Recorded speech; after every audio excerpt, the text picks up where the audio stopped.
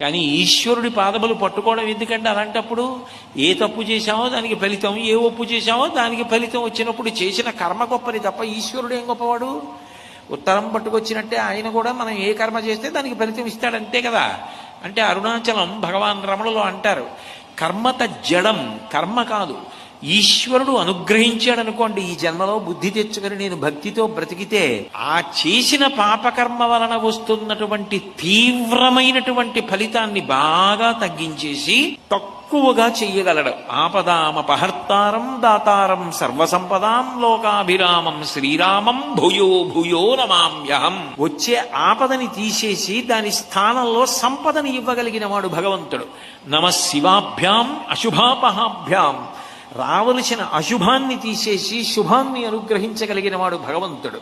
అందుకని చేసిన కర్మకి ఫలితం నేను భరించలేనంతగా రాకుండా